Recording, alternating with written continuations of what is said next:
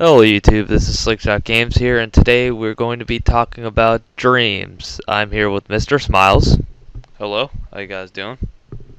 And today, as I said, we will be doing a let's talk about dreams. Now, we all have dreams, and it's always fascinated me how, crazy it is. And just gonna go over this chart here, to get a little basis of what's going on in your brain and stuff while you're dreaming. So we got a rapid eye movement, REM, which is eyes move rapidly under closed eyelids. That's very weird.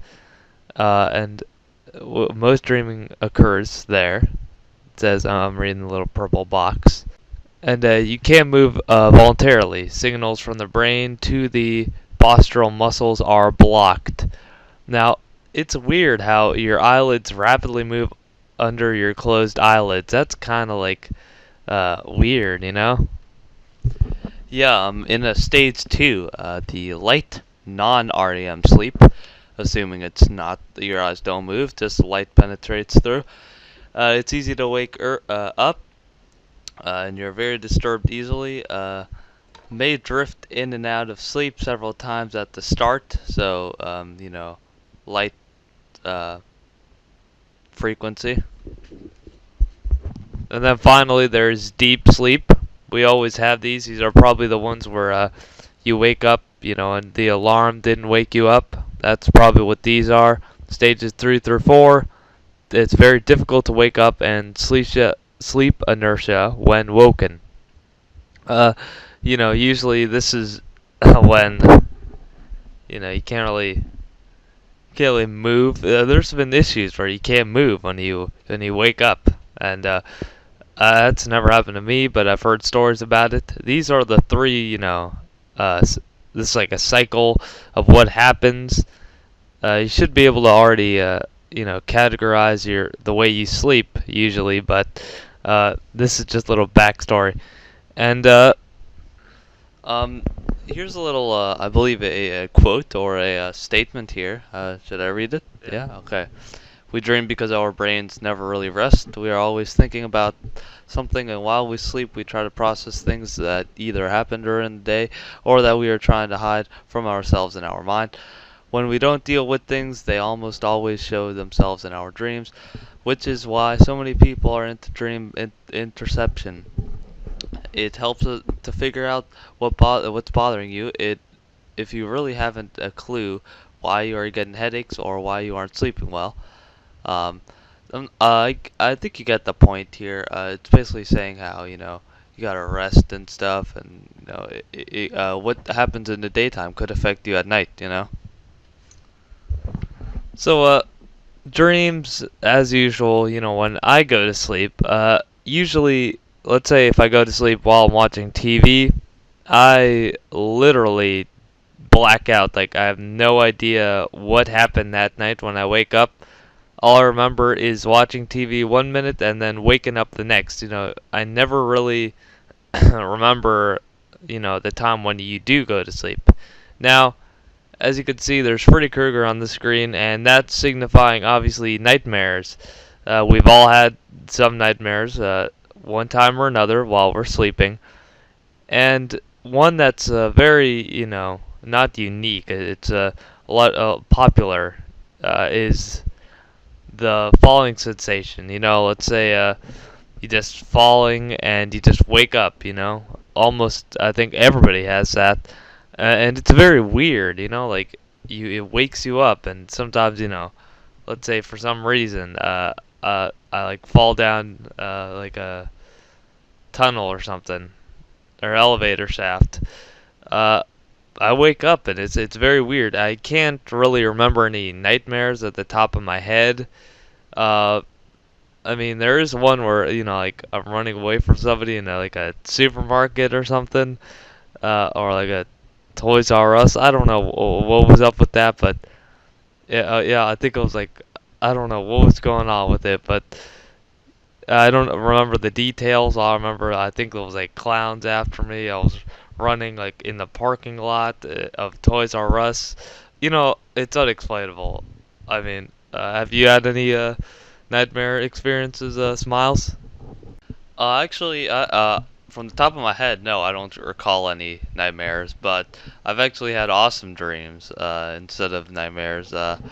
There's a lot of random stuff that happens. Maybe I got that fallen sensation once or twice, but as far as nightmares, no. I haven't really encountered that kind of stuff. So continue with your Voldemort chasing you through the Toys R Us. So yeah, I don't know if you recall. There's a shop called World Market. It took place between a mix of that and Toys R Us. Uh, I don't I don't know whether I don't know what was going on with that.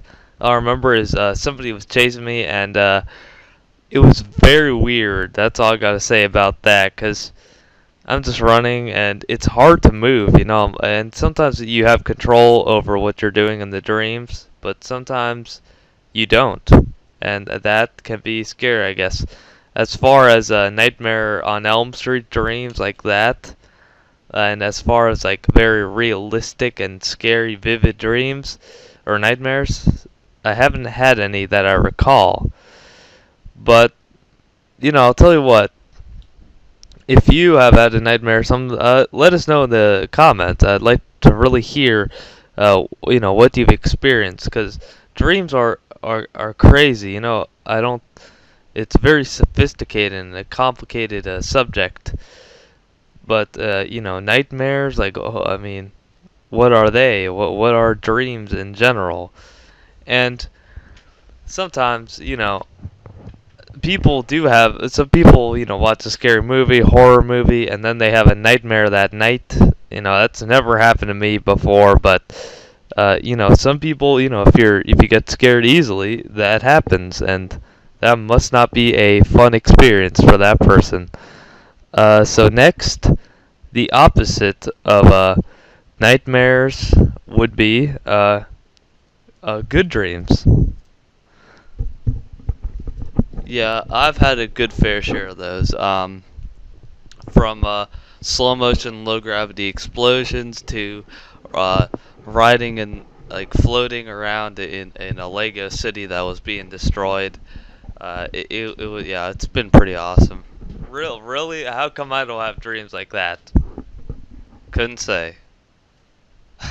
um, so uh, yeah, it's pretty awesome and very realistic how it's almost as if you're entering another world basically, and describe kind of what lucid dreams are. You know more about that than I do. Okay, well, lucid dreams are pretty much where you get to control what you do in the dream, uh, and you can go really creative with that, because some dreams you just remember what happens, but you don't remember being able to control the dreams. But lucid dreaming is where you realize that you're in the dream. And this is a very complicated subject as well. You realize that you're in the dream, and then you get to control your surroundings and what you do. For example, like one time I actually was able to do it, barely.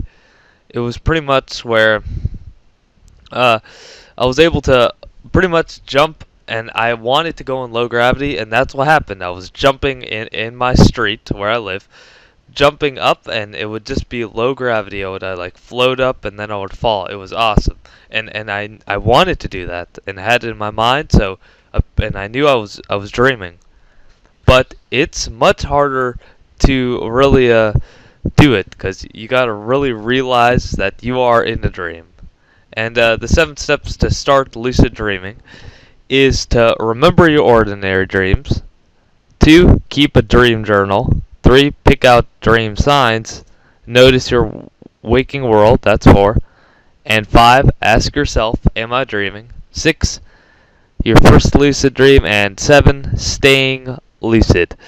Uh, this is a very complicated subject. Okay, I've seen videos about it because who wouldn't want to do this? You know, controlling, your dream, what happens in it, who's in it, what you do, and all that stuff, and it's crazy. Cause when I'm dreaming, okay, it's kind of hard to explain. After you wake up, like you were dreaming.